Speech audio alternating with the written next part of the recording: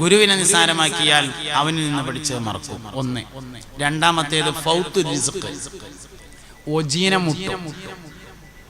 ഗുരുവിനെ നിസ്സാരമാക്കിയാൽ ഒജീനം മുട്ടും. Super market തുടങ്ങി പൊളിഞ്ഞു, ജ്വല്ലറി തുടങ്ങി പൊളിഞ്ഞു, കുവൈത്ത് പോയ മാരിങ്ങട്ടന്നെ, ഖത്തർ പോയി ജയിലിലായി. വേഗം ആലോചിക്ക ഏത് ടീച്ചറെ മഷി കുടഞ്ഞത്, പെട്ടെന്ന് ആലോചിച്ചു നോക്കുക. ഏത് ടീച്ചറെയാണ് മഷി കുടഞ്ഞിട്ടുള്ളതെന്ന് ആലോചിക്കുക. വേഗം വരിക, ടീച്ചറെ പോയി കാണുക, പൊരുത്തപ്പെടിക്കുക, പോവുക, രണ്ടാമത് നേരവും. ഒജീനം ഒരാൾക്ക് ഭക്ഷണം തടയപ്പെടുന്നുണ്ടെങ്കിൽ അതിന്റെ കാരണം ഗുരുവിനെ ഇൻസൾട്ട് ചെയ്തതാണ്. ഞാൻ പറഞ്ഞതാണെങ്കിൽ എല്ലാം സംശയിക്കേണ്ടുള്ളൂ. പുണ്യ നബി പറഞ്ഞതാണ് സല്ലല്ലാഹു അലൈഹി വസല്ലം, ഖാലൻ നബിയ്യു സല്ലല്ലാഹു അലൈഹി വസല്ലം ഫൗത്തു റിസ്ക്, ഗുരുവിനെ നിസ്സാരമാക്കിയവന് റിസ്ക് തടയപ്പെടും. റിസ്ക് എന്ന് പറഞ്ഞാൽ ഭക്ഷണം മാത്രമല്ല, റിസ്ക്കിലേക്കുള്ള എല്ലാ വഴിയും റിസ്ക്കാണ്. ഭക്ഷണത്തിലേക്കുള്ള എല്ലാ വഴികളും റിസ്ക്. ഭക്ഷണം, ജീവിക്കാൻ ആവശ്യമായ മുഴുവൻ ഉപാധികൾക്കും റിസ്ക് എന്ന് തന്നെ പറയാം.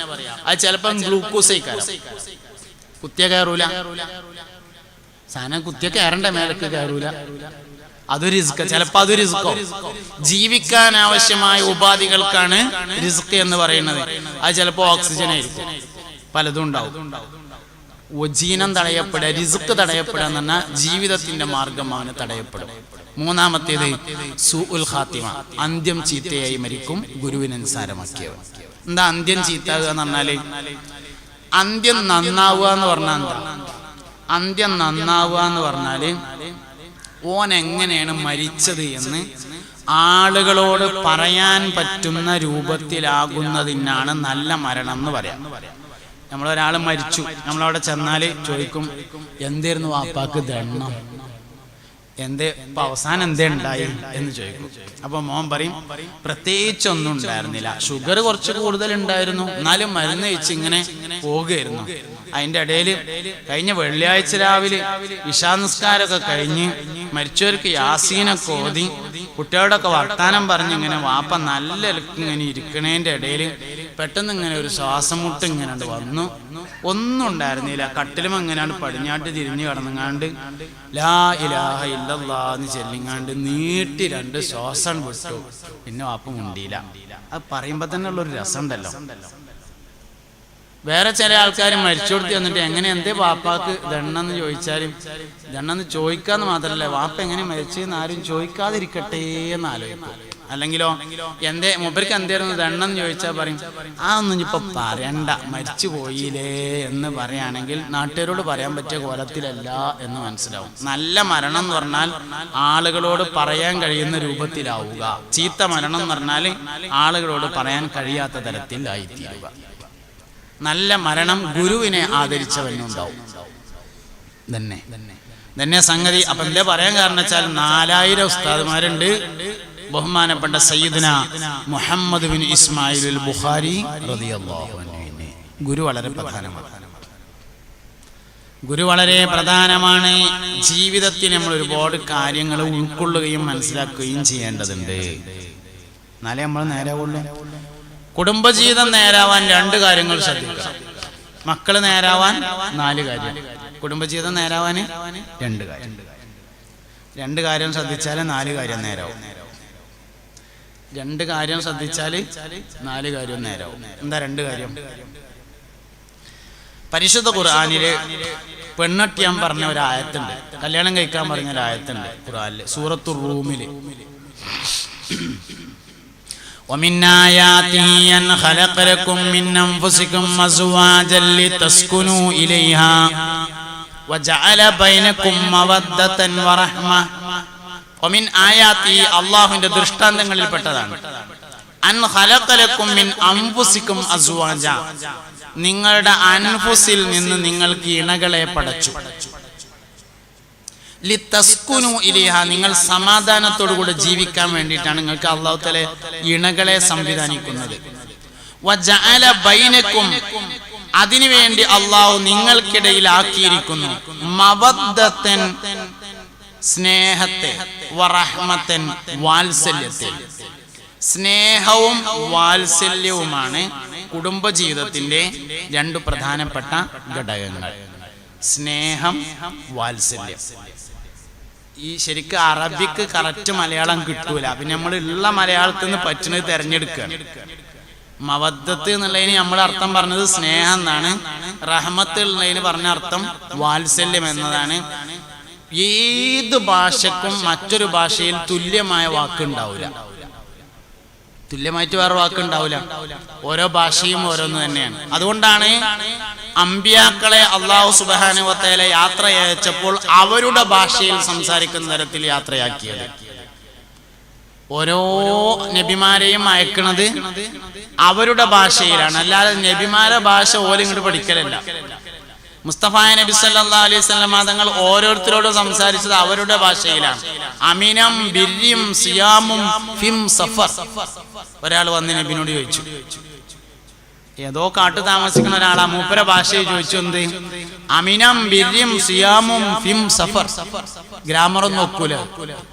മുസ്തഫ നബി തങ്ങൾ അതിന് മറുപടി പറഞ്ഞു, ലൈസ മിനം സിർരിം സിയാമും ഫിം സഫർ, ലൈസ മിനം ബിർരിം സിയാമും ഫിം സഫർ എന്ന് മറുപടി പറഞ്ഞു. മൂപ്പര ഭാഷയിൽ തന്നെ പറഞ്ഞു. ഓരോ നബിമാരെയും അല്ലാഹു അയക്കുന്നത് അവരുടെ ഭാഷയിൽ സംസാരിക്കുന്ന തരത്തിലാണ്. എന്തേ കാരണം? ഭാഷാന്തരത്തിന് അതിൻ്റെതായ പരിമിതികളുണ്ട്. അതുകൊണ്ട് നമ്മൾ രണ്ട് വാക്കിന് മലയാളത്തിൽ പറ്റാവുന്ന ഒരു വാക്ക് പറഞ്ഞു. മവദ്ദത്ത് സ്നേഹം, റഹ്മത്ത് വാത്സല്യം. ഇത് രണ്ടും ഉണ്ടെങ്കിൽ കുടുംബജീവിതം നേരാവും. സ്നേഹം എന്ന് പറഞ്ഞാൽ എന്താ? സ്നേഹം എന്ന് പറഞ്ഞാൽ അത് മനസ്സിന്റെ ഒരു പ്രത്യേകമായ അവസ്ഥയാണ്. അതെങ്ങനെ മനസ്സിലാവുക? സ്നേഹം മനസ്സിലാവാനുള്ള ഏറ്റവും പ്രധാനപ്പെട്ട വഴി സംസാരമാണ്. വാക്കിലൂടെയാണ് മനസ്സിലാവുക. എനിക്ക് നിന്നോട് ഇഷ്ടമാണ്, അത് സ്നേഹത്തിന്റെ ഒരു വാക്കാണ്. മലയാളത്തിലും പറയാം, അറബിയിലും പറയാം, ഇംഗ്ലീഷിലും പറയാം, ഏത് ഭാഷയിലും പറയാം. എനിക്ക് നിന്നോട് ഇഷ്ടമാണ്.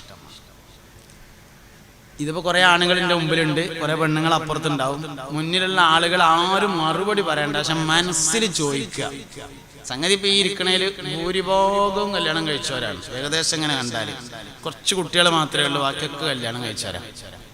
നിങ്ങൾക്കൊക്കെ നിങ്ങളെ ഭാര്യമാരോട് ഭയങ്കര ഇഷ്ടമായിരിക്കും, അതിൽ യാതൊരു തർക്കവും ഇല്ല. ആരെങ്കിലും ഒന്നോ രണ്ടോ ആൾക്കൊക്കെ ഇഷ്ടമില്ലാത്തുണ്ടെങ്കിലുള്ളൂ, ബാക്കിയൊക്കെ ഇഷ്ടമായിരിക്കും. കല്യാണം കഴിഞ്ഞിട്ട് 15 കൊല്ലം ആയിട്ടുണ്ട്. ഈ 15 കൊല്ലത്തെ ഇടയ്ക്ക് എപ്പോഴെങ്കിലും എനിക്ക് എന്നെ ഇഷ്ടമാണ് എന്ന് പറഞ്ഞിട്ടുണ്ടോ എന്നാണ്. മറുപടി പറയണ്ട, മനസ്സ് പറഞ്ഞാൽ മതി. ഞാൻ കാണണ്ട, നിങ്ങൾ കണ്ടാൽ മതി. അവനാൻ പറയണ മറുപടി അവനാ കണ്ടാൽ മതി. വേറൊരാളും. സ്നേഹം എന്ന് പറഞ്ഞ സാധനം പറയാതെ മനസ്സിലാവില്ല. സ്നേഹം ഒരിക്കലും പറയാതെ മനസ്സിലാവില്ല. അപ്പൊ നമ്മളെങ്ങനെ വിചാരിക്കും, അതിപ്പോ പറഞ്ഞിട്ടാണോ എനിക്ക് ഉണ്ട് നോക്കാണ്ട് അറിയില്ലേ എന്ന്. എന്നാ പിന്നെ തിരിച്ചുകൊണ്ട് അറിയേണ്ടി വരും. അതന്നെ. അപ്പൊ എന്താ ഉണ്ടാകുക? പെയിന്റിങ്ങിന് വന്ന ആള് പറയും എനിക്ക് അന്നെ ഇഷ്ടമാണ്, അപ്പൊ ഓൻ്റെ ഒപ്പം പോകും. പെയിന്റിങ്ങിനോട് എനിക്ക് യാതൊരു ദേഷ്യമില്ല. അല്ലെങ്കിൽ മീനേറ്റ് വരുന്ന ആള് പറയും എന്ത്, മീൻ ഇങ്ങനെയാണ് തൂക്കിയിട്ട് കൊടുത്തപ്പോ എന്ത് പറഞ്ഞു, എനിക്ക് എന്നെ ഭയങ്കര ഇഷ്ടമാണ്. പിന്നെ രാത്രി ഓൻ്റെ ഒപ്പം പോയി. തന്നെ സംഗതി പറഞ്ഞോൻ്റെ ഒപ്പം പോകും. അത് നിങ്ങൾ പറയുകയാണെങ്കിൽ നിങ്ങളൊപ്പം പോരും. അവനാന്റെ പെണ്ണുങ്ങളോട് അവന് 6 മാസം കൂടുമ്പോ പറഞ്ഞാൽ മതി. എന്നും പറയണ്ട. എന്നും പറയണമെന്ന് ഞാൻ പറഞ്ഞില്ല, വേണ്ടേ. ഇന്ന് സാലിം പൈസി പറഞ്ഞതിന്റെ പേരിലെങ്കിലും പറയാൻ നിങ്ങൾ തയ്യാറുണ്ടെങ്കിൽ ഓൾ നിങ്ങളൊപ്പം നിൽക്കും. സംഗതി പിന്നെ ഇജുപ്പ ക്ലാസ്സിന് പോന്നിന്നല്ലോന്നേ. സംഗതി ഇത് പറയണം എന്ന് മൂപ്പര് പറഞ്ഞപ്പോഴാണ് എനിക്ക് മനസ്സിലായത്, മോളെ ഞാൻ നിന്നെ സ്നേഹിക്കുന്നു എന്ന് പറയാൻ പറ്റുമോ? അതൊന്നും പറഞ്ഞിട്ട് പോളിൻ്റെ ഒപ്പം നിൽക്കണ്ടെന്നാണ് തീരുമാനമെങ്കിൽ പറയണോന്റെ ഒപ്പം പോയിരിക്കും. സ്നേഹം പറഞ്ഞാലേ മനസ്സിലാവുള്ളൂ. സ്നേഹം പറഞ്ഞാൽ മാത്രമേ മനസ്സിലാവുള്ളൂ. മറക്കപ്പുറത്തുള്ള സ്ത്രീകളും ഇത് കേൾക്കുന്നുണ്ട്, അവരും ഇത് തന്നെ. സ്നേഹം പറഞ്ഞാലേ മനസ്സിലാവുള്ളൂ. അപ്പൊ ഒന്നാമത്തെ കാര്യം സ്നേഹം പറയണം. ഇപ്പൊ എനിക്ക് നിങ്ങളോട് ഭയങ്കര സ്നേഹം ഉണ്ട് എന്ന് വിചാരിക്കുക, ഞാനത് പറഞ്ഞില്ല, ഞാനത് പറയാതെ എങ്ങനെ ഇരുന്നാല് നിങ്ങൾക്ക് ഇപ്പൊ എങ്ങനെ അത് മനസ്സിലാവുക? സ്നേഹം പ്രകടനത്തിലൂടെ മനസ്സിലാവുന്നതല്ല. ഇനി പ്രകടനത്തിലൂടെ മനസ്സിലാവുന്ന വെച്ചാൽ തന്നെ സ്നേഹത്തിന്റെ ഏറ്റവും വലിയ പ്രകടനം വാക്കാണ്. സ്നേഹത്തിന്റെ ഏറ്റവും വലിയ പ്രകടനം വാക്കാണ്, സംസാരമാണ്. അതുകൊണ്ട് നമ്മൾ സ്നേഹത്തിന്റെ വാക്ക് പറയാൻ കഴിയണം. ഇപ്പോൾ നമ്മളെ ഈ സദസ്സിലേക്ക് ഒരു ചെറിയ കുട്ടി വന്നു എന്ന് വിചാരിക്കുക, ചെറിയ കുട്ടി. അപ്പൊ കുട്ടിനെ വിളിച്ചിട്ട് നമ്മൾ ചോദിച്ചു, മോനെ എനിക്ക് ഉമ്മാനെ ഉപ്പാനെ നല്ല ഇഷ്ടം എന്ന് ചോദിച്ചാൽ നോർമലായ ഒരു കുട്ടി പറയാ ഉമ്മാനെയാണ് നല്ല ഇഷ്ടം എന്നാണ്. ഏതെങ്കിലും ഒരു കുട്ടി വാപ്പാനെ എന്ന് പറഞ്ഞാൽ അബ്നോർമൽ ആണോ എന്ന് സംശയിക്കണം. എന്തെങ്കിലും ഒരു സംഗതി ഉണ്ടാവും അങ്ങനെ പറയാൻ. ഉമ്മാനെ എന്നാണ് പറയാ ഏത് കുട്ടിയാണ്. പക്ഷെ വാപ്പാന്റെ സാന്നിധ്യത്തിൽ ചോദിച്ചാൽ പറഞ്ഞോണമെന്നില്ല. കാരണം മൂപ്പര മീശയൊക്കെ കൂടിയും കാണുമ്പോൾ അങ്ങനെ പറഞ്ഞില്ലെങ്കിൽ എന്താ സംഭവിക്കുക എന്നുള്ള ബേജാറുകൊണ്ട് ചിലപ്പം കുട്ടി പറയുന്നത് വാപ്പാനെ. വാപ്പ ഇല്ലാത്ത സമയത്ത് ഒരു കുട്ടീനെ സ്വകാര്യത്തിൽ വിളിച്ചിട്ട് ചോദിക്കാം, മോനെ എനിക്ക് ഉമ്മാനെ ഉപ്പാനെ നല്ല ഇഷ്ടം എന്ന് ചോദിച്ചാൽ ഉമ്മാനെ എന്നാ പറയാം. എന്താ കാരണം കാര്യങ്ങൾ? അതിന്റെ കാരണം എന്താ വെച്ചാൽ ഉമ്മ കുട്ടിയോട് സ്നേഹത്തിന്റെ ഒരുപാട് വാക്കുകൾ പറയുന്നുണ്ട് എന്നതാണ്. വാപ്പ ഇപ്പൊ കുട്ടീനെ വിളിക്കുകയാണെങ്കിൽ അവന്റെ പേര് വിളിക്കും അബ്ദുറഹ്മാൻ.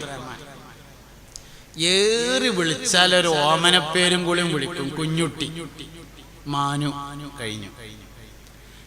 ഇമ്മണ്ട് വിളിക്കാൻ തുടങ്ങിയാൽ സ്നേഹത്തിന്റെ കുറേ വാക്കുണ്ടാവും. മാനേ, തേനെ, മാണിക്കക്കല്ലേ, ചക്കരക്കുടമേ, എന്തൊക്കെ പേരാ വിളിക്കുക. അവനെ ഭാര്യമാരങ്ങനെ ഒന്ന് വിളിച്ചോക്കാണി ആരൊപ്പം പോവില്ല. അല്ല, ഭാര്യമാര് തിരിച്ചിങ്ങോട്ടും വിളിക്കട്ടോ. ഞാൻ അതിപ്പോ മുന്നിൽ നിങ്ങളായതുകൊണ്ട് അങ്ങനെ പറഞ്ഞു എന്നേ ഉള്ളൂ. അങ്ങനെ പറഞ്ഞൊടുക്കി ഉസ്താദെ എന്ന് മറന്റെ അപ്പുറത്തുനിന്ന് പറയാനൊന്നും നിൽക്കണ്ട. ഓൽക്ക് ഇങ്ങോട്ടും വിളിക്കാവുന്നതാണ്. എന്നാ പിന്നെ ഓല് വിളിക്കട്ടെ എന്ന് കരുതി ഇങ്ങളും കാത്തിക്കണ്ട, ഇങ്ങള് വിളിക്കട്ടെ എന്ന് കരുതി ഓലും കാത്തിക്കണ്ട. കാത്തിക്കല് ബാക്കിയാവും. വസ്ത്രം വന്നാ പോവുക എന്നെ കാത്തിക്കാൻ നിൽക്കണ്ട. ഇന്നെ ഇന്ന് രാത്രി തന്നെ ഞാൻ പറഞ്ഞതിന്റെ പേരിൽ നിങ്ങളിത് പറയാൻ തയ്യാറുണ്ടോ? എനിക്ക് നിന്നെ ഇഷ്ടമാണ്. ചുണ്ട് ചെവിന്റെ അടുത്തേക്ക് ഇങ്ങനെ വെക്കുക, നേരിയ നിലയിൽ ചുണ്ട് പടം നിങ്ങൾ തട്ടിക്കുക. എന്നിട്ട് പറയുന്നത് സംഗതി എന്നോട് എന്നോ ഞാൻ പറയേണ്ടതായിരുന്നു, ഉസ്താദ് പറഞ്ഞപ്പോഴാണത് മനസ്സിലായത്, എനിക്കെന്നോട് ഭയങ്കര ഇഷ്ടമാണ്. ഡേറ്റ് എഴുതി വെക്കുക. 6 മാസം കഴിയുമ്പോൾ ഒന്നുകൂടിയും പറയാം. 6 മാസം കഴിയുമ്പോൾ ഓരോ ഡോസ്. ക്ലിയർ? സംഗതി ക്ലിയർ? ഇത് ഞങ്ങൾ ചിരിക്കാൻ വേണ്ടി പറയല്ല കേട്ടോ. ഈ ഒരു സംസാരം ഇല്ലാത്തതാണ് ഏറ്റവും വലിയ പ്രശ്നം. സംസാരമില്ല നമുക്ക്. ഞാൻ ഇപ്പൊ കുറച്ച് സമയം നിങ്ങളെ മുഖത്തുനിന്ന് കണ്ണെടുത്ത് നോക്കണ്ടേ? അപ്പൊ എടുക്കൂല നിങ്ങളെല്ലാരും മൊബൈല്. ഞാൻ ഒറ്റ മനുഷ്യനെയും വിടാതെ നോക്കണോണ്ടല്ലേ നിങ്ങൾ മൊബൈൽ എടുക്കാത്ത? അല്ല, ഇപ്പൊ എടുക്കും മൊബൈല്. നമുക്ക് നേർക്ക് നേരെ വർത്താനം പറയാൻ സമയമില്ലല്ലോ. നേർക്ക് നേരെ വർത്താനം പറയാൻ സമയമില്ല. 3 സമയം ഉപയോഗപ്പെടുത്തിയാൽ ഒരു മനുഷ്യൻ ജീവിതത്തിലെ ഏറ്റവും വലിയ വിജയിയാകുമെന്നാണ്. 3 സമയം ഉപയോഗപ്പെടുത്തിയാൽ. ഒന്നാമത്തെ സമയം രാവിലെ എഴുന്നേറ്റ ഉടനെയുള്ള 1.5 മണിക്കൂർ സമയം. രണ്ടാമത്തേത് ഓഫീസിൽ എത്തിയ ഉടനെയുള്ള 1 മണിക്കൂർ സമയം. മൂന്നാമത്തേത് വീട്ടിൽ തിരിച്ചെത്തിയാലുള്ള 1/2 മണിക്കൂർ സമയം. മൊത്തം 3 മണിക്കൂർ. രാവിലെ എഴുന്നേറ്റ ഉടനെയുള്ള 1.5 മണിക്കൂർ സ്വന്തം കാര്യത്തിന്. സ്വന്തം കാര്യം എന്ന് പറഞ്ഞാൽ നടക്കേണ്ടവർ നടക്കുക, സുബഹിസ്കരിക്കുക, ഖുർആൻ ഓതുക, കുളിക്കുക, വസ്ത്രം ഡ്രസ് അയൺ ചെയ്യുക, അങ്ങനെയുള്ള ബാത്റൂം പോകുക, ബ്രഷ് ചെയ്യുക. സ്വന്തം കാര്യത്തിന് 1.5 മണിക്കൂർ. ഓഫീസിൽ ചെന്ന ഉടനെയുള്ള 1 മണിക്കൂർ. വളരെ പ്രയാസകരവും ഏറ്റവും പ്രധാനപ്പെട്ടതുമായ ഒരു കാര്യം ആദ്യത്തെ 1 മണിക്കൂറിൽ ചെയ്തു തീർക്കുക. ഓഫീസ് ചെന്നാൽ, അല്ലെങ്കിൽ കടയിൽ ചെന്നാൽ, അല്ലെങ്കിൽ കച്ചവടം തുടങ്ങിയാൽ, അല്ലെങ്കിൽ പീടി തുറന്നാൽ, അല്ലെങ്കിൽ സൂപ്പർ മാർക്കറ്റ് തുറന്നാൽ, ജ്വല്ലറി ചെന്നാൽ, എവിടെയാണെങ്കിലും ജോലിക്ക് 1 മണിക്കൂർ കൊണ്ട് ഏറ്റവും പ്രയാസമുള്ളതും ഏറ്റവും പ്രധാനപ്പെട്ടതുമായ ഒരു കാര്യം ചെയ്തു തീർക്കുക. വൈകുന്നേരം വീട്ടിൽ തിരിച്ചെത്തിയ ഉടനെയുള്ള 1/2 മണിക്കൂർ ഭാര്യക്ക് മാത്രമായി ഒഴിച്ചു കൊടുക്കുക. മൊബൈലൊക്കെ കണ്ട് ഓഫാക്കിയിട്ട് സൈലന്റ് ആക്കി ഒരു ഭാഗത്ത് കമഴ്ത്തിയോടെ വെക്കുക. എന്നിട്ട് ഇരുന്ന് കൊടുക്കുക. മുപ്പത്തിയേർക്ക് പറയാനുള്ളത് മുഴുവൻ കേൾക്കാനും അതിന്റെ മറുപടി അങ്ങോട്ട് പറയാനും. ചെന്ന ഉടനെയുള്ള 1/2 മണിക്കൂറായിരിക്കണം. നമ്മളെല്ലാ പണിയും കഴിഞ്ഞിട്ട് ഇന്നഞ്ഞ് പറയും, ഇങ്ങനെ തോന്നുമ്പോ പറയാൻ നിൽക്കല്ലോ ഓള് വന്നേക്കിന് പറയാനുള്ളതായിരുന്നു. അത് വന്നേക്കിന് തന്നെ അവസരം കൊടുക്കണം. കുറച്ച് കഴിഞ്ഞിട്ട് അവസരം കൊടുത്തിട്ടൊരു കാര്യമില്ല. അല്ല, അതിന് സമയമായിട്ടില്ലെങ്കിലോ? സമയമായിട്ടില്ലെങ്കിൽ ഇപ്പൊ 4 വരി പാതയ്ക്ക് വരികയല്ലേ, പാലത്തിന്റെ ചോട്ട് പോയി നിൽക്കുക. എന്നിട്ട് എന്തൊക്കെയാണോ മൊബൈലിൽ ചെയ്ത് തീർക്കാനുള്ള വെച്ചാൽ അത് മുഴുവൻ ചെയ്ത് തീർത്ത് ഓഫാക്കാൻ സമയമായിട്ട് പെരേക്കാൻ പോയാൽ മതി. 1 മണിക്കൂറും കൂടി വൈകിയാൽ ഒരു കുഴപ്പമില്ല.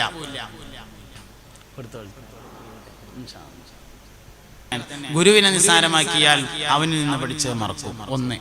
രണ്ടാമത്തേത് ഫൗത്ത് റിസ്ക്, ഒജീന മുട്ടും. ഗുരുവിനെ നിസ്സാരമാക്കിയാൽ ഒജീനം മുട്ടും. സൂപ്പർ മാർക്കറ്റ് തുടങ്ങി പൊളിഞ്ഞു, ജ്വല്ലറി തുടങ്ങി പൊളിഞ്ഞു, കുവൈത്ത് പോയ മാരിങ്ങട്ടന്നെ, ഖത്തർ പോയി ജയിലിലായി. വേഗം ആലോചിക്ക ഏത് ടീച്ചറെ മഷി കുടഞ്ഞത്, പെട്ടെന്ന് ആലോചിച്ചു. ഏത് ടീച്ചറെയാണ് മഷി കുടഞ്ഞിട്ടുള്ളതെന്ന് ആലോചിക്കുക.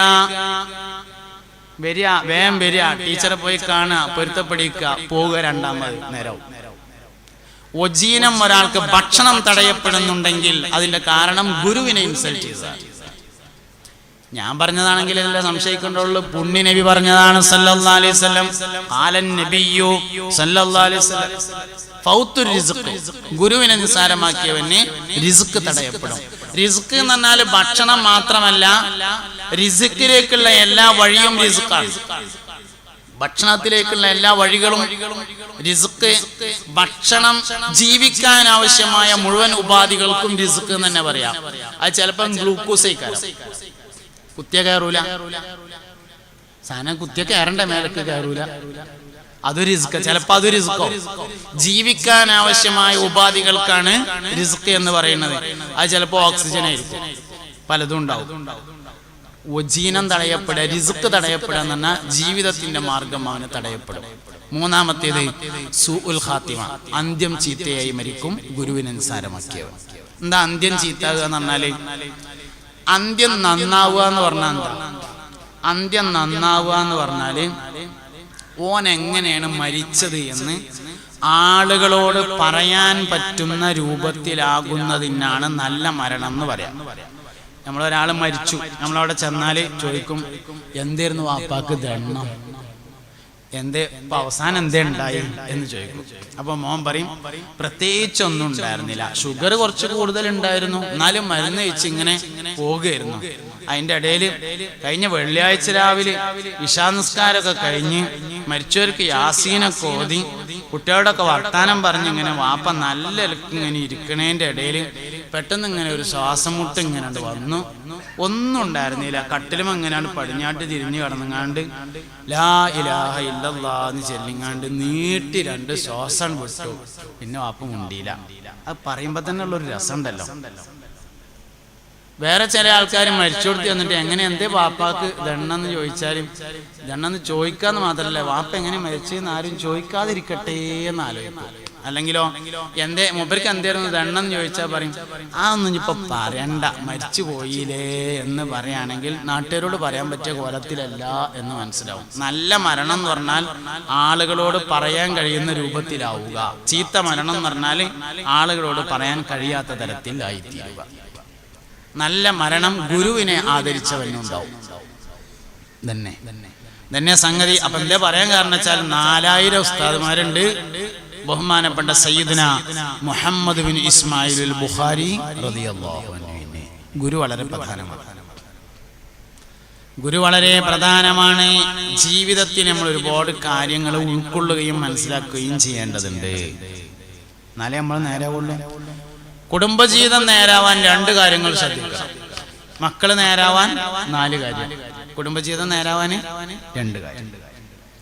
2 കാര്യം ശ്രദ്ധിച്ചാൽ 4 കാര്യം നേരാവും. 2 കാര്യം ശ്രദ്ധിച്ചാൽ 4 കാര്യം നേരാവും. എന്താ 2 കാര്യം? പരിശുദ്ധ ഖുർആനില് പെണ്ണട്ടിയാൻ പറഞ്ഞ ഒരു ആയത്തുണ്ട്, കല്യാണം കഴിക്കാൻ പറഞ്ഞ ഒരു ആയത്തുണ്ട് ഖുർആനില്, സൂറത്തുർ റൂമില്. ومن آياته أن خلق لكم من أنفسكم أزواجا لتسكنوا إليها وجعل بينكم مودة ورحمة. ومن آياته അല്ലാഹുവിന്റെ ദൃഷ്ടാന്തങ്ങളിൽ പെട്ടതാണ് അൻ ഖലഖ ലക്കും മിൻ അൻഫുസിക്കും അസ്വാജ, നിങ്ങളുടെ അൻഫുസിൽ നിന്ന് നിങ്ങൾക്ക് ഇണകളെ പടച്ചു. ലിതസ്കുനു ഇലൈഹ, നിങ്ങൾ സമാധാനത്തോടുകൂടെ ജീവിക്കാൻ വേണ്ടിയിട്ടാണ് നിങ്ങൾക്ക് അല്ലാഹു തആല ഇണകളെ സംവിധാനിക്കുന്നത്. വജഅല ബൈനക്കും, അതിനുവേണ്ടി അല്ലാഹു നിങ്ങൾക്കിടയിൽ ആക്കിയിരിക്കുന്നു മവദ്ദതൻ, സ്നേഹത്തെ, വറഹ്മതൻ, വാത്സല്യത്തെ. സ്നേഹവും വാത്സല്യവുമാണ് കുടുംബജീവിതത്തിന്റെ 2 പ്രധാനപ്പെട്ട ഘടകങ്ങൾ. സ്നേഹം, വാത്സല്യം. ഈ ശരിക്കും അറബിക്ക് കറക്റ്റ് മലയാളം കിട്ടൂല. പിന്നെ നമ്മൾ ഉള്ള മലയാളത്തിൽ നിന്ന് പറ്റുന്നത് തിരഞ്ഞെടുക്കുകയാണ്. മവദ്ദത്ത് എന്നുള്ളതിന് നമ്മൾ അർത്ഥം പറഞ്ഞത് സ്നേഹം എന്നാണ്. റഹ്മത്ത് ഉള്ളതിന് പറഞ്ഞ അർത്ഥം വാത്സല്യം എന്നതാണ്. ഏത് ഭാഷക്കും മറ്റൊരു ഭാഷയിൽ തുല്യമായ വാക്കുണ്ടാവില്ല, തുല്യമായിട്ട് വേറെ വാക്കുണ്ടാവില്ല. ഓരോ ഭാഷയും ഓരോന്ന് തന്നെയാണ്. അതുകൊണ്ടാണ് അമ്പിയാക്കളെ അല്ലാഹു സുബ്ഹാനഹു വ തആല യാത്ര അയച്ചപ്പോൾ അവരുടെ ഭാഷയിൽ സംസാരിക്കുന്ന തരത്തിൽ യാത്രയാക്കിയത്. ഓരോ നബിമാരെയും അയക്കുന്നത് അവരുടെ ഭാഷയിലാണ്, അല്ലാതെ നബിമാരെ ഭാഷ ഓലും ഇങ്ങോട്ട് പഠിക്കലല്ല. മുസ്തഫായ നബി സല്ലല്ലാഹു അലൈഹി വസല്ലം തങ്ങൾ ഓരോരുത്തരോടും സംസാരിച്ചത് അവരുടെ ഭാഷയിലാണ്. അമിനം ബിരിയും സിയാമും ഫിം സഫർ. ഒരാൾ വന്ന് നബിനോട് ചോദിച്ചു, ഏതോ കാട്ടു താമസിക്കുന്ന ഒരാളാ, മൂപ്പര ഭാഷയെ ചോദിച്ചു എന്ത്? അമിനം ബിരിയും സിയാമും ഫിം സഫർ. ഗ്രാമറൊന്നും ഒക്കൂല. മുസ്തഫായ നബി തങ്ങൾ അതിന് മറുപടി പറഞ്ഞു, ലൈസ മിനം സിരിയും സിയാമും ഫി സഫർ, ലൈസ മിനം സിരിയും സിയാമും ഫിം സഫർ എന്ന് മറുപടി പറഞ്ഞു. മൂപ്പര ഭാഷയിൽ തന്നെ പറഞ്ഞു. ഓരോ നബിമാരെയും അള്ളാഹു അയക്കുന്നത് അവരുടെ ഭാഷയിൽ സംസാരിക്കുന്ന തരത്തിലാണ്. എന്തേ കാരണം? ഭാഷാന്തരത്തിന് അതിൻ്റെതായ പരിമിതികളുണ്ട്. അതുകൊണ്ട് നമ്മൾ രണ്ട് വാക്കിന് മലയാളത്തിൽ പറ്റാവുന്ന ഒരു വാക്ക് പറഞ്ഞു. മവദ്ദത്ത് സ്നേഹം, റഹ്മത്ത് വാത്സല്യം. ഇത് രണ്ടും ഉണ്ടെങ്കിൽ കുടുംബജീവിതം നേരാവും. സ്നേഹം എന്ന് പറഞ്ഞാൽ എന്താ? സ്നേഹം എന്ന് പറഞ്ഞാല് അത് മനസ്സിന്റെ ഒരു പ്രത്യേകമായ അവസ്ഥയാണ്. അതെങ്ങനെയാ മനസ്സിലാവുക? സ്നേഹം മനസ്സിലാവാനുള്ള ഏറ്റവും പ്രധാനപ്പെട്ട വഴി സംസാരമാണ്, വാക്കിലൂടെയാണ് മനസ്സിലാവുക. എനിക്ക് നിന്നോട് ഇഷ്ടമാണ്, അത് സ്നേഹത്തിന്റെ ഒരു വാക്കാണ്. മലയാളത്തിലും പറയാം, അറബിയിലും പറയാം, ഇംഗ്ലീഷിലും പറയാം, ഏത് ഭാഷയിലും പറയാം. എനിക്ക് നിന്നോട് ഇഷ്ടമാണ്. ഇതിപ്പോ കുറെ ആണുങ്ങളുടെ മുമ്പിലുണ്ട്, കുറെ പെണ്ണുങ്ങൾ അപ്പുറത്തുണ്ടാവും. മുന്നിലുള്ള ആളുകൾ ആരും മറുപടി പറയണ്ട, പക്ഷെ മനസ്സിൽ ചോദിക്കുക. സംഗതി ഇപ്പൊ ഈ ഇരിക്കണേല് ഭൂരിഭാഗവും കല്യാണം കഴിച്ചവരാണ്. ഏകദേശം ഇങ്ങനെ കണ്ടാല് കുറച്ച് കുട്ടികൾ മാത്രമേ ഉള്ളൂ, ബാക്കിയൊക്കെ കല്യാണം കഴിച്ചവരാണ്. നിങ്ങൾക്കൊക്കെ നിങ്ങളെ ഭാര്യമാരോട് ഭയങ്കര ഇഷ്ടമായിരിക്കും, അതിൽ യാതൊരു തർക്കവും ഇല്ല. ആരെങ്കിലും ഒന്നോ രണ്ടോ ആൾക്കൊക്കെ ഇഷ്ടമില്ലാത്തുണ്ടെങ്കിലുള്ളൂ, ബാക്കിയൊക്കെ ഇഷ്ടമായിരിക്കും. കല്യാണം കഴിഞ്ഞിട്ട് 15 കൊല്ലമായിട്ടുണ്ട്. ഈ 15 കൊല്ലത്തെ ഇടയ്ക്ക് എപ്പോഴെങ്കിലും എനിക്ക് എന്നെ ഇഷ്ടമാണ് എന്ന് പറഞ്ഞിട്ടുണ്ടോ എന്നാണ്. മറുപടി പറയണ്ട, മനസ്സ് പറഞ്ഞാൽ മതി. ഞാൻ കാണണ്ട, നിങ്ങൾ കണ്ടാൽ മതി. അവനാൻ പറയണ മറുപടി അവനാ കണ്ടാൽ മതി. വേറൊരാളും. സ്നേഹം എന്ന് പറഞ്ഞ സാധനം പറയാതെ മനസ്സിലാവില്ല. സ്നേഹം ഒരിക്കലും പറയാതെ മനസ്സിലാവില്ല. അപ്പൊ നമ്മളെങ്ങനെ വിചാരിക്കും, അതിപ്പോ പറഞ്ഞിട്ടുവാണോ എനിക്ക് ഉണ്ട് നോക്കാണ്ട് അറിയില്ലേ എന്ന്. എന്നാ പിന്നെ തിരിച്ചുകൊണ്ട് അറിയേണ്ടി വരും. അതന്നെ. അപ്പൊ എന്താ ഉണ്ടാകുക? പെയിന്റിങ്ങിന് വന്ന ആള് പറയും എനിക്ക് അന്ന് ഇഷ്ടമാണ്. അപ്പൊ ഓൻ്റെ ഒപ്പം പോകും. പെയിന്റിങ്ങിനോട് എനിക്ക് യാതൊരു ദേഷ്യമില്ല. അല്ലെങ്കിൽ മീനേറ്റ് വരുന്ന ആള് പറയും എന്ത്, മീൻ ഇങ്ങനെയാണ് തൂക്കിയിട്ട് കൊടുത്തപ്പോ എന്ത് പറഞ്ഞു, എനിക്ക് എന്നെ ഭയങ്കര ഇഷ്ടമാണ്. പിന്നെ രാത്രി ഓൻ്റെ ഒപ്പം പോയി. തന്നെ സംഗതി പറഞ്ഞോൻ്റെ ഒപ്പം പോകും. അത് നിങ്ങൾ പറയുകയാണെങ്കിൽ നിങ്ങളൊപ്പം പോരും. അവനാന്റെ പെണ്ണുങ്ങളോട് അവന് 6 മാസം കൂടുമ്പോ പറഞ്ഞാൽ മതി. എന്നും പറയണ്ട. എന്നും പറയണമെന്ന് ഞാൻ പറഞ്ഞില്ല, വേണ്ടേ. ഇന്ന് സാലിം പൈസി പറഞ്ഞതിന്റെ പേരിലെങ്കിലും പറയാൻ നിങ്ങൾ തയ്യാറുണ്ടെങ്കിൽ ഓളുങ്ങളൊപ്പം നിൽക്കും.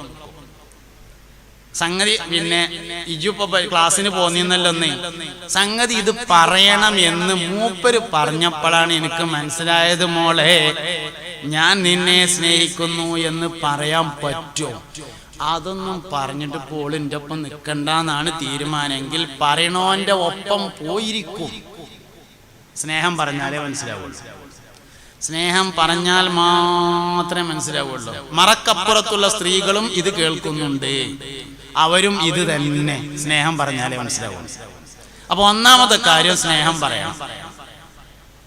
ഇപ്പൊ എനിക്ക് നിങ്ങളോട് ഭയങ്കര സ്നേഹമുണ്ട് എന്ന് വിചാരിക്കുക, ഞാനത് പറഞ്ഞില്ല, ഞാനത് പറയാതെ എങ്ങനെ ഇരുന്നാല് നിങ്ങൾക്ക് ഇപ്പൊ എങ്ങനെ അത് മനസ്സിലാവുക? സ്നേഹം പ്രകടനത്തിലൂടെ മനസ്സിലാവുന്നതല്ല. ഇനി പ്രകടനത്തിലൂടെ മനസ്സിലാവുന്ന വെച്ചാൽ തന്നെ സ്നേഹത്തിന്റെ ഏറ്റവും വലിയ പ്രകടനം വാക്കാണ്. സ്നേഹത്തിന്റെ ഏറ്റവും വലിയ പ്രകടനം വാക്കാണ്, സംസാരമാണ്. അതുകൊണ്ട് നമ്മൾ സ്നേഹത്തിന്റെ വാക്ക് പറയാൻ കഴിയണം.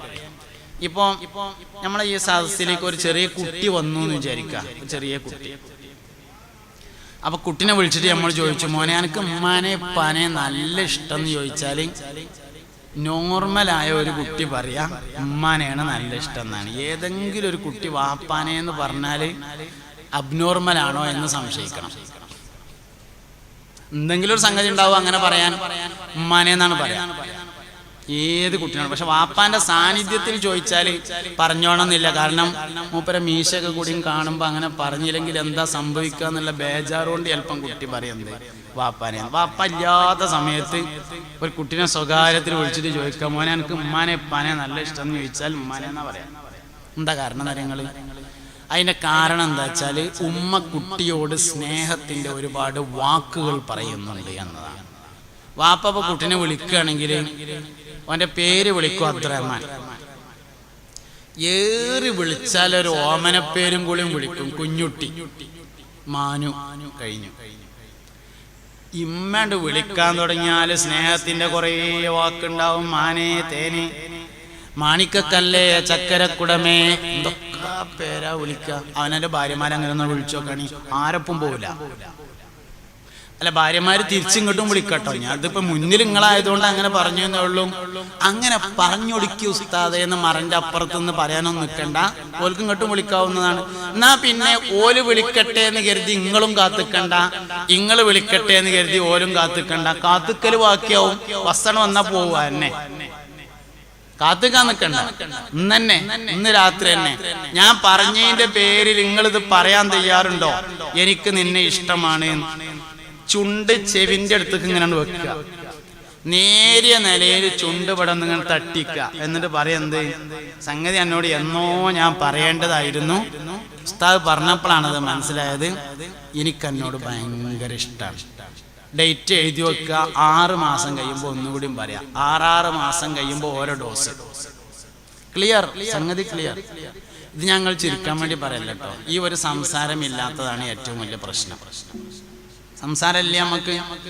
ഞാൻ ഇപ്പൊ കുറച്ച് സമയം നിങ്ങളെ മുഖത്തുനിന്ന് കണ്ണെടുത്ത് നോക്കണ്ടേ, അപ്പൊ എടുക്കൂല നിങ്ങളെല്ലാരും മൊബൈല്. ഞാൻ ഒറ്റ മനുഷ്യനെയും വിടാതെ നോക്കണോണ്ടല്ലേ നിങ്ങൾ മൊബൈൽ എടുക്കാത്ത. അല്ല, ഇപ്പൊ എടുക്കും മൊബൈല്. നമുക്ക് നേർക്ക് നേരെ വർത്താനം പറയാൻ സമയമില്ലല്ലോ. നേർക്ക് നേരെ വർത്താനം പറയാൻ സമയമില്ല. 3 സമയം ഉപയോഗപ്പെടുത്തിയാൽ ഒരു മനുഷ്യൻ ജീവിതത്തിലെ ഏറ്റവും വലിയ വിജയിയാകുമെന്നാണ്. 3 സമയം ഉപയോഗപ്പെടുത്തിയാൽ. ഒന്നാമത്തെ സമയം രാവിലെ എഴുന്നേറ്റ ഉടനെയുള്ള 1.5 മണിക്കൂർ സമയം. രണ്ടാമത്തേത് ഓഫീസിൽ എത്തിയ ഉടനെയുള്ള 1 മണിക്കൂർ സമയം. മൂന്നാമത്തേത് വീട്ടിൽ തിരിച്ചെത്തിയാലുള്ള 1/2 മണിക്കൂർ സമയം. മൊത്തം 3 മണിക്കൂർ. രാവിലെ എഴുന്നേറ്റ ഉടനെയുള്ള 1.5 മണിക്കൂർ സ്വന്തം കാര്യത്തിന്.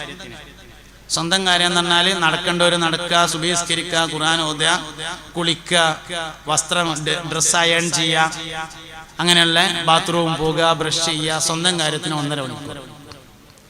ഓഫീസിൽ ചെന്ന ഉടനെയുള്ള 1 മണിക്കൂർ. വളരെ പ്രയാസകരവും ഏറ്റവും പ്രധാനപ്പെട്ടതുമായ ഒരു കാര്യം ആദ്യത്തെ 1 മണിക്കൂറിൽ ചെയ്തു തീർക്കുക.